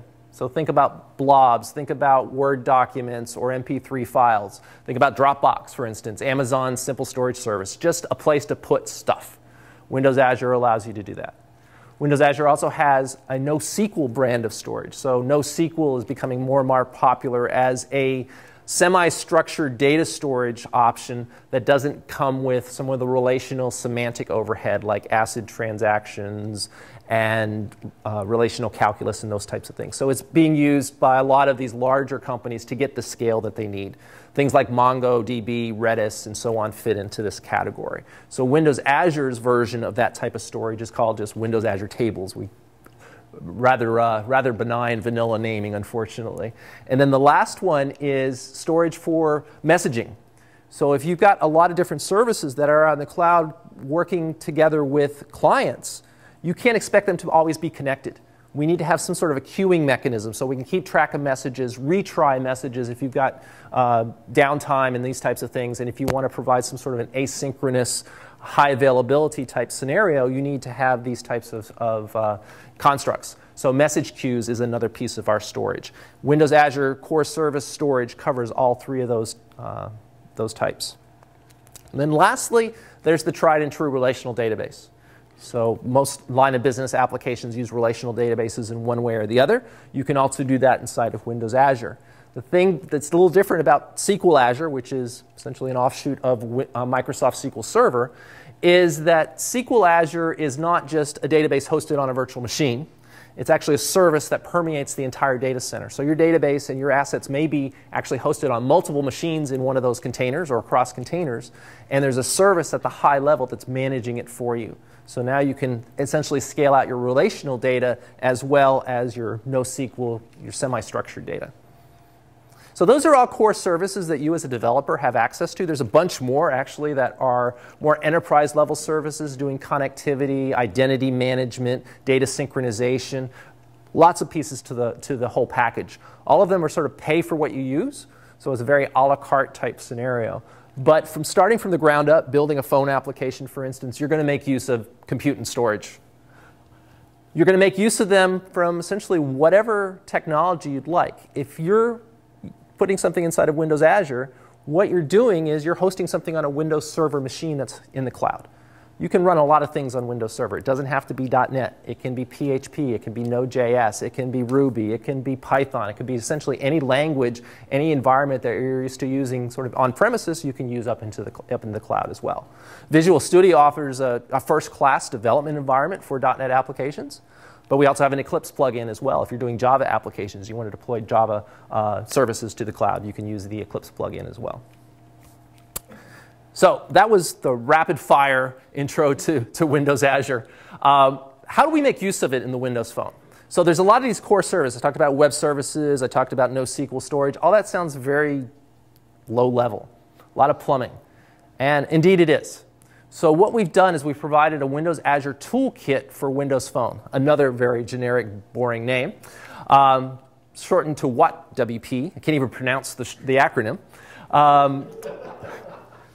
We'll get the marketing people on that. But anyway, what this is a open source set of packages and actually guidance as well that take all of those core technologies I talked about, the Windows Azure storage, the compute, and build up some wrappers around them that make them very, very easy to use with Windows Phone. So when Todd went into Visual Studio and he started showing you things like the map chooser task and those types of things, and those types of abstractions, this is going to give you that same type of abstraction. An abstraction says basically save this piece of information to blob storage. You don't have to do a lot of the low-level underlying REST protocol calls that actually are happening as a result of you pushing something up to blob storage. You're just given a nice encapsulated object that says save this data. So let's take a look at two examples that are actually part of that toolkit. The first is called Tweet My Blob. And what this is, and let me just, is a simple phone application that allows me to take a picture and push it up to Twitter. And I thought I had Visual Studio running. Is it not there? There it is. So I won't go into the structure of the code much at all. I just wanted to show you a couple of different things that are on the side here. So this second project in the middle there is the phone project. So this is very much like what Todd was showing you with the MVVM model and so on. The other two projects that are in here that are a little bit lower down are what we use for Windows Azure. So there's a web project. And what this web project is allowing me to do is provide essentially a proxy service in front of storage. So I can talk to this web service and basically say, here's my blob, go store it for me. Okay, so it's a web service. And then above that is another project that is actually the Azure service. So the tweetyourblobs.web looks like an ASP.NET application, and it is. It's simply an ASP.NET application. There's nothing cloudy about it. Some of the calls it's making internally are talking to the cloud, but in general, that is just an ASP.NET application. What makes it a cloud application is the fact that there's this wrapper project on top of it called Tweet Your Blobs, and that's basically telling the cloud when it gets deployed that I've got this ASP.NET application. I expect a lot of people to be using it, so go deploy it on 6 different virtual machines. And by the way, I need a virtual machine that's got 4 cores on it versus one that has only 1 core. So that configuration that's part of that project is telling Windows Azure how to deploy my application. It's very simple. It's just essentially configuration. Now, let me just run this from within the Windows Azure, well, the Visual Studio development environment.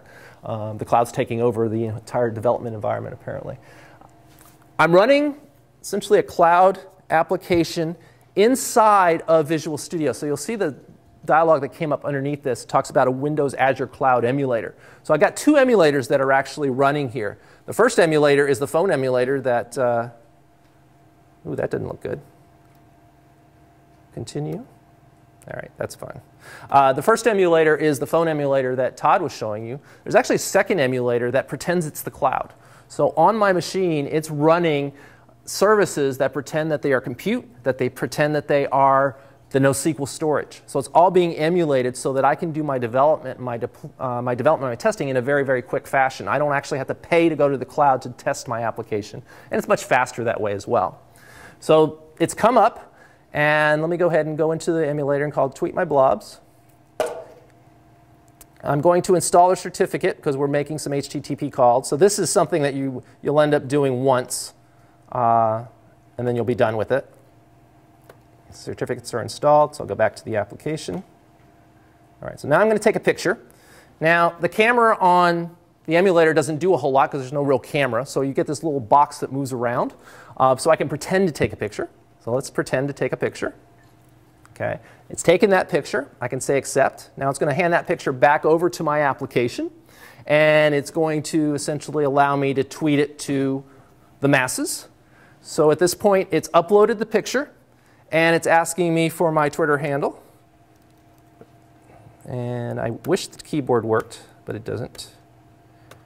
So I got to type in 1 by 1. Page up. I'm sorry? Page up. Page up.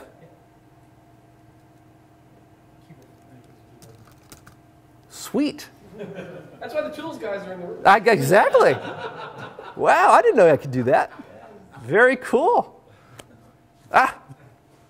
Of course, I'm better when I type it in more methodically, right? Did I get it wrong again? Is your username right? Yes. Okay. There we go. All right. So now it's essentially gone to the mobile Twitter and it's basically saying, check out this awesome pic. All right, we'll just do it that way. I don't want to spend time trying to make a nice picture, a nice message out of it. So I'll go tweet. So let me go down to my Twitter feed. This is just a really cheap way to get you guys to follow me. So you've had 1,700 tweets, but 1,500. I've been testing this app, yes, exactly. That hasn't refreshed yet. It should be, it should have come in. So we'll just leave that up there. What I'd like to do, let me just go right to this, back to the slide. It was a lot quicker when I was in the audience there. So briefly, what did we just do?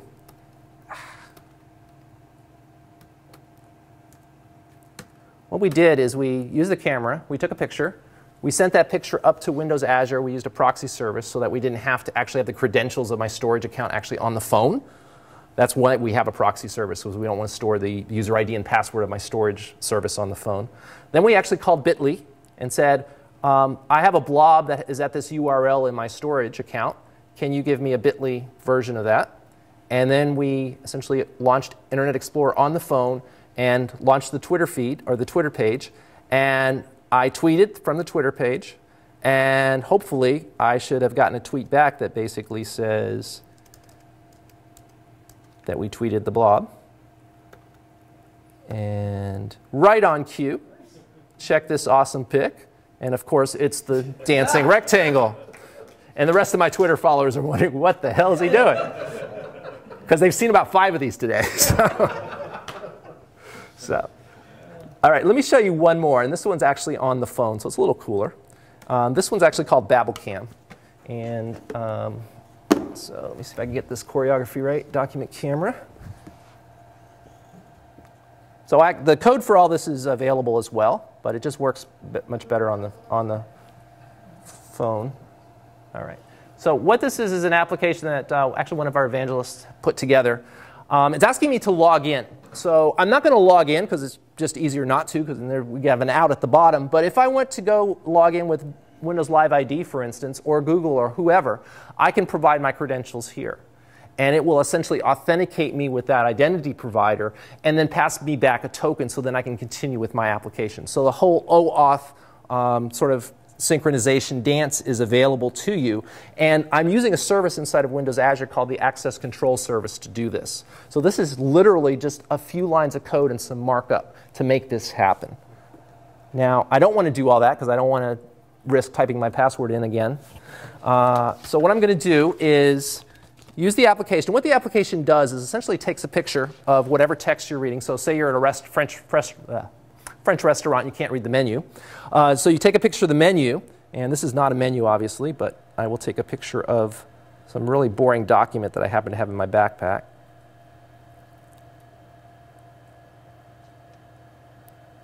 Oh, I hit the wrong button. One more time.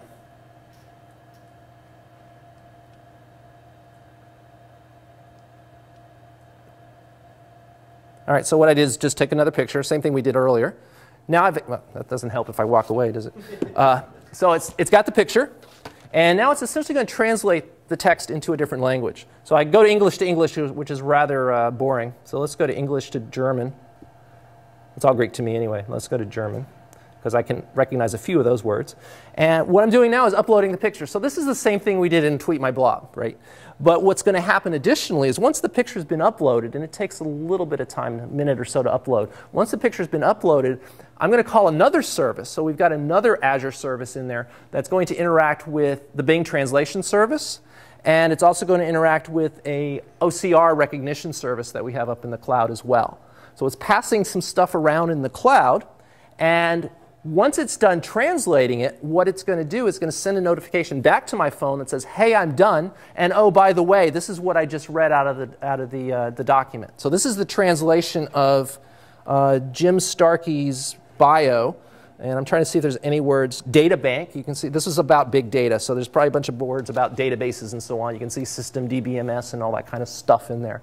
So this is sort of an end-to-end type of solution where you're taking advantage of both storage, services, and then a very cool feature called push notifications, which other phone vendors have as well. The idea that we're actually pushing information down to your phone when there's something interesting to tell you. Now, if we go back to the slides, let me just do the quick. So BabbleCam, Windows Azure, where first thing we did was try to authenticate, and I bypassed this, but as you can see, I can use essentially OAuth authentication to any of the providers that provide that, and set it up so that you can log in with whatever kind of ID semantics you want. We took the picture. We uploaded the picture to blob storage, very much like we did with the tweeting. Then we called another service that takes that image out of blob storage and basically passes it on to the Bing translator in another project we call Hawaii, which does OCR, optical character recognition. So it took the picture and did the text recognition. When it was done, it passed it back and basically said, hey, I'm done. My service, that's the one with the gears right there, said, I've got something interesting to tell you. I'm going to use our push notification network and send that back to the phone. And then at that point, the phone application actually went back and got the data. The push notification doesn't actually send all of that data. It just basically tells you something interesting has happened. And it's up to the phone or up to you to go and see what that interesting thing was. And that's essentially the application. Now, beyond all this, a lot of the stuff I did here with Windows Phone is all Azure stuff is accessible through REST. So that means there's an iOS toolkit, there's an Android toolkit, and there's even a social gaming toolkit that takes some of these concepts that are important for you building games like leaderboards, like sharing with friends, invitations, virtual currency, these types of things. And we've put essentially wrappers and scenarios around those as well. So you can download the social gaming toolkit and certainly be well on your way to building the next game. And because we have the various different toolkits, you could go to all three marketplaces and make triple the money that you might have made in just going to one. And that's it. I'm a few minutes behind. Oh, I'm a few minutes over. I appreciate the indulgence, but thank you very much. Some of the stuff that Jim was just showing us, because of the authentication, does that mean that the app only knows the token that authorized? It doesn't know the user ID that's associated with it? You repeat the question? I was on that. Damn, I didn't need the. So just kidding. I was going to be the only one that got that right tonight. Anyway, so the question was, because of the way the authentication works and the fact that I'm getting passed back a token from the access control service, does the application know who the user is or the user email or what have you? And the answer is it depends. So what happens is you authenticate to this third-party service, and you get back what are called a list of claims. So you get back whatever that service is willing to tell you. And in some cases, Google App Engine, Google App Engine, but Google ID, Facebook will give you, I believe, the user ID is like the email, and they'll give you the name and maybe one other bit of information. Live ID, Windows Live ID, gives you this very arcane just string. So if I did something with Windows Live ID and I wanted to say hello so-and-so, it would say hello some GUID, because I can't get that information. It's a privacy issue. So short answer is it depends. So in a lot of cases, what you'll have to do is you'll have to store information that's useful for your application separately, that's keyed by whatever token or claim comes down from the provider. As a follow-up, the example, I'm sorry, I'm awful with names. Todd? Todd. When Todd was showing pulling down the contacts, how contacts are presented from the SDK, is for privacy reasons that's also locked down, so you can't have an app that basically trolls your contact lists and sucks up that information to a third party? Correct. So there are entry points into things. Oh, the question. Now I did forget. Well. Anyway, so the question was, Todd showed some information about pulling down contacts and so on. Is there a way to keep applications from essentially trolling the whole list and spamming everyone and those types of things? So the access to a lot of the infrastructure of the phone, like the contacts, like maps and so on, is controlled by these things called launchers and choosers. So you have very gated access to these things, and you can get back certain pieces of information, but it's not like there's a database of names that you can open up, file open and start going through. But requires user interaction. It does also requires user interaction as well, yeah. And when we go through the marketplace certification as well, they may or may not have other things that you're trying to do in your application that won't pass muster as well. Along the same lines, maybe just ask, what's the concept of like a hybrid application when it comes to, I guess maybe that question for you, on the Windows Phone? Like is there a phone gap type of? So what's the concept of a hybrid application on Windows Phone? Is there a phone gap? And yeah, there is a phone gap. So you can use phone gap with Windows Phone as well. You can build essentially HTML5 experiences with phone gap. And there's another one called app. What's it? App.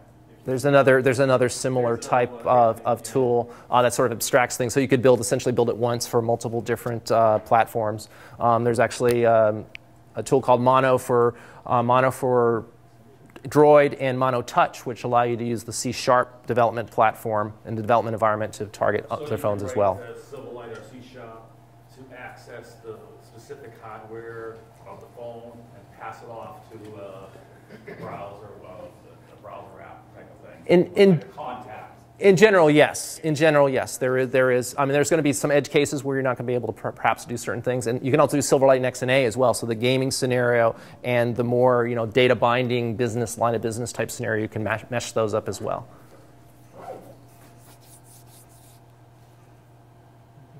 Oh, question way over there. I missed it, but for Windows Azure, can you implement a backend service, or is it all client side? So for Windows Azure, can you implement a back-end service? So everything is a back-end service. So with Windows Azure, when I wrote this proxy to go to the data and pull out the blob, for instance, or the other proxy that talks to the translator service, all that can run locally on my machine, which it was in the emulator. But that's all going to be deployed out to the data center. Yeah. Any other questions? Hey, Jim, I know you run a lot of events for pro devs here. Do you want to, pitch it real quick? Oh, you're gonna make me try to remember what they all are now. Well, I mean, actually, yeah. Let me point you to two resources so you kind of know what's going on. And they're both blogs. So one is my blog, and actually, let me just bring up Notepad so you'll be able to read it. So if you go to HTTP, this is me. Let's see, view. I always forget how to font. Yeah. Make it big. Okay, there we go. And my colleague is Chris Bowen. And we do exactly the same thing in terms of outreach. Chris has been a lot more focused on Windows 8. I've been more focused on cloud, and we sort of cover phone between us. Both of us have blogs fairly active, and we both are really keen on putting calendars out there on when events are coming up and blogging about events and so on. So there are definitely things coming up weekly.